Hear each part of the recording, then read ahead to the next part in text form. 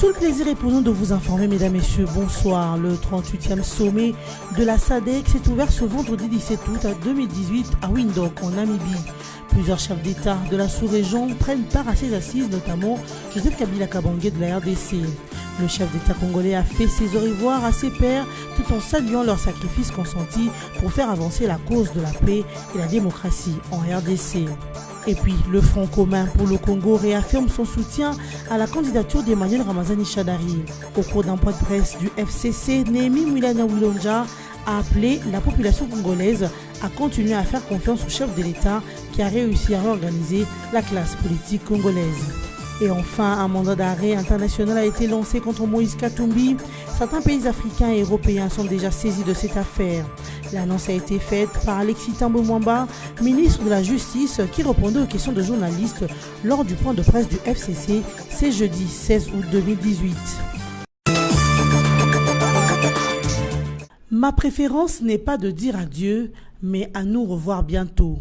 C'est en ces termes que s'est exprimé le président de la République démocratique du Congo, Joseph Kabila Kabange, à l'ouverture du 38e sommet de la SADC à Windhoek, en Namibie, ce vendredi 17 août 2018.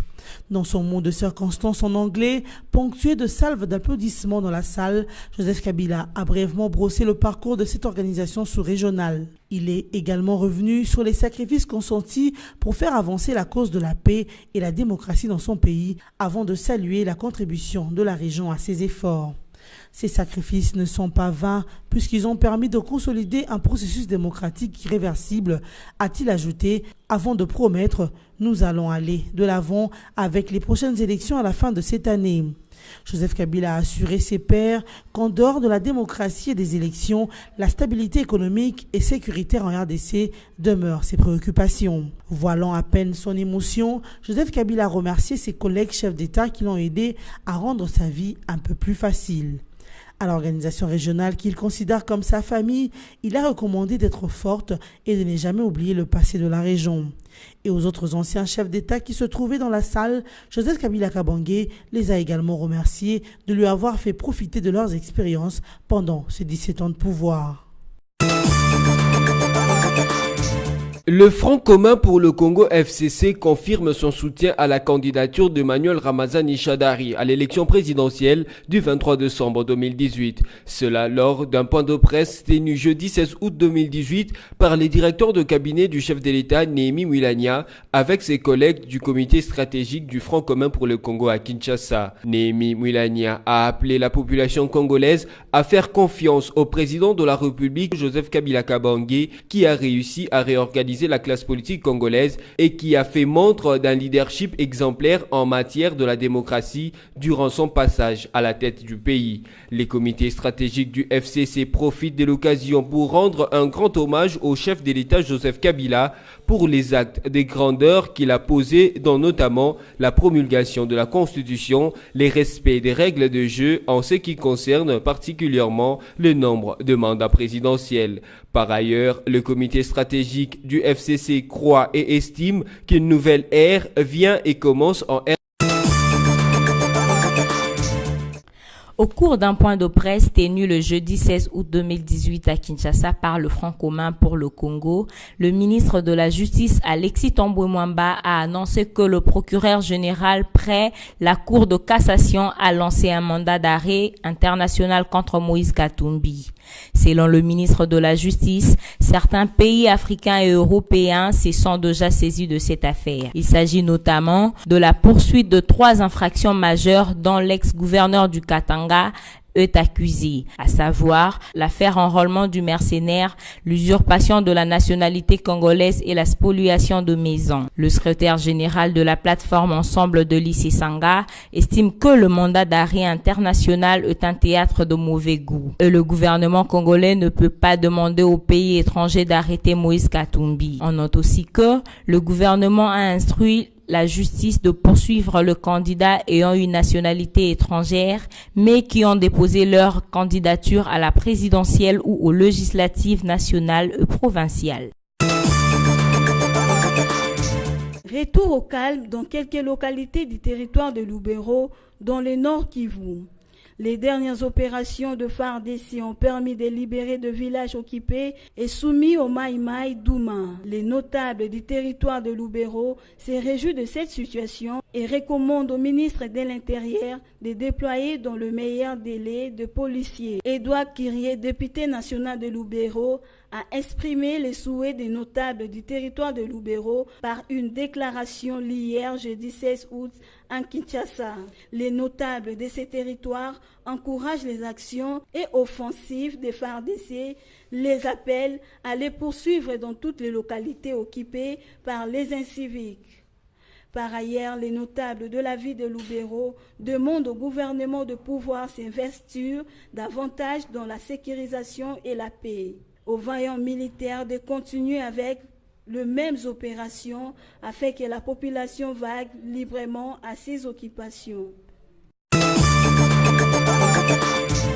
Par leur victoire face aux Ougandaises 48-42, les Léopards dames des basketball se sont qualifiés pour le quart de finale du championnat d'Afrique de moins de 18 ans qui se joue à Maputo, au Mozambique.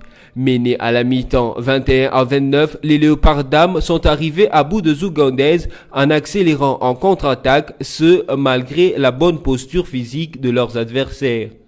Notez que les Léopards affronteront en quart de finale ce vendredi 17 août 2018 la sélection rwandaise. Du côté handball masculin U18 et U20, sachez que les deux catégories connaissent leurs adversaires pour le championnat d'Afrique. Pour le moins de 20 ans, la RDC est placée dans le groupe B aux côtés de l'Égypte, du Maroc, de la Guinée et de la Sierra Leone.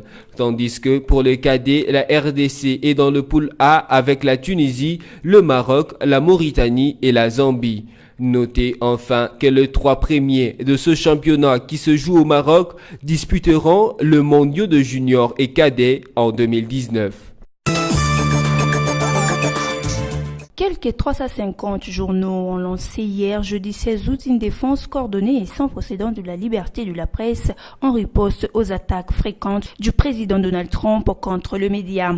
Ils ont publié des éditoriaux pour dénoncer la rhétorique présidentielle goguenarde et agressive, notamment les expressions ennemies du peuple et fake news dont le président Trump accuse les médias et que ce dernier considère comme dangereuses pour la démocratie américaine.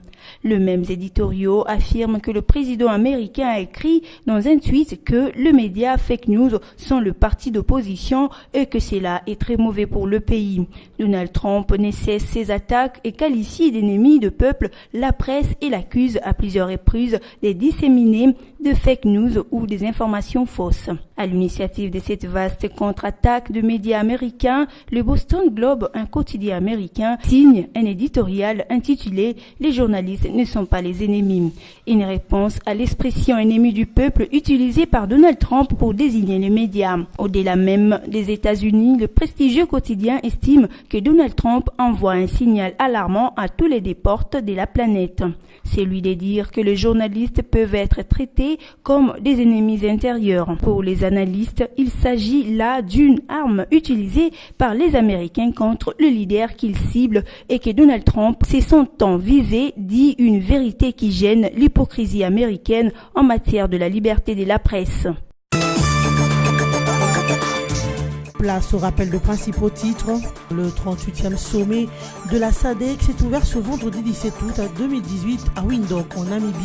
Plusieurs chefs d'État de la sous-région prennent part à ces assises, notamment Joseph Kabila Kabange de la RDC. Le chef d'État congolais a fait ses au revoir à ses pairs tout en saluant leurs sacrifices consentis pour faire avancer la cause de la paix et la démocratie en RDC. Et puis, le Front commun pour le Congo réaffirme son soutien à la candidature d'Emmanuel Ramazani Shadari. Au cours d'un point de presse du FCC, Néhémie Mwilanya Wilonja a appelé la population congolaise à continuer à faire confiance au chef de l'État qui a réussi à réorganiser la classe politique congolaise. Et enfin, un mandat d'arrêt international a été lancé contre Moïse Katumbi.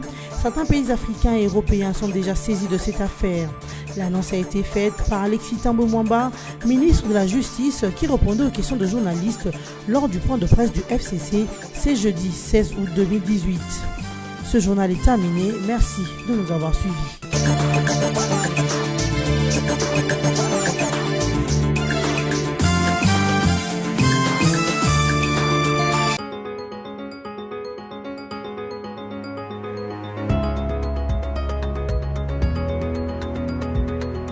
Bon début du week-end à tous, mesdames, messieurs. Merci de suivre la revue de presse en ligne de ce vendredi 17 août 2018. Sélectionné résumé pour vous sur BCTV. Ouvrons cette revue de presse avec les sites d'information Congo Virtuel qui titre Joseph Kabila en Namibie pour le sommet de la SADC.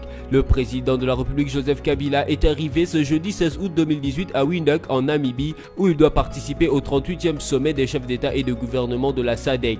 Le chef de l'État congolais a été précédé dans la capitale namibienne par une forte délégation composée de quelques membres du gouvernement tels que le vice-premier ministre et ministre des Affaires étrangères Léonard Tsheo-Kitundu, le ministre d'État au commerce extérieur Jean-Lucien Boussa et le ministre de la Défense ancien combattant et réinsertion Crispin Atamatabe, des quelques membres de son cabinet, quelques officiers supérieurs des FARDC ainsi que le président de la Commission électorale nationale indépendante CENI Corneille Nangaa Yobelo. Les assises de la Namibie se tiennent quelques jours seulement après le séjour de travail quinois du président de l'Afrique du Sud et président en exercice de la SADC Cyril Ramaphosa.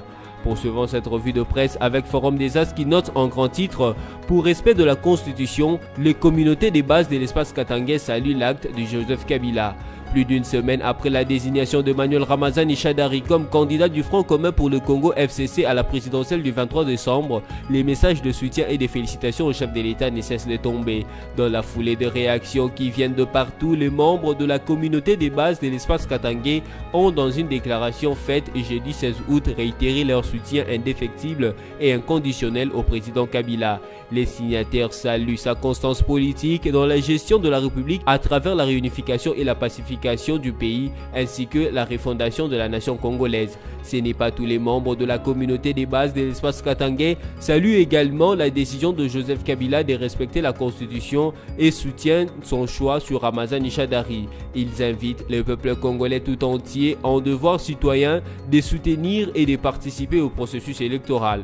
Bouclons cette revue de presse avec les sites okapi.net qui titre Mandat d'arrêt international contre Katumbi, une plaisanterie internationale, estime l'avocat Éric Dupond-Moretti. Intervenant au cours d'une conférence de presse tenue jeudi 16 août à Kinshasa par la plateforme électorale présidentielle Front commun pour le Congo FCC, Alexis Tambwe Mwamba, ministre de la Justice, a affirmé que le parquet général a lancé un mandat d'arrêt international contre Moïse Katumbi. Selon lui, certains pays africains et européens sont déjà saisis.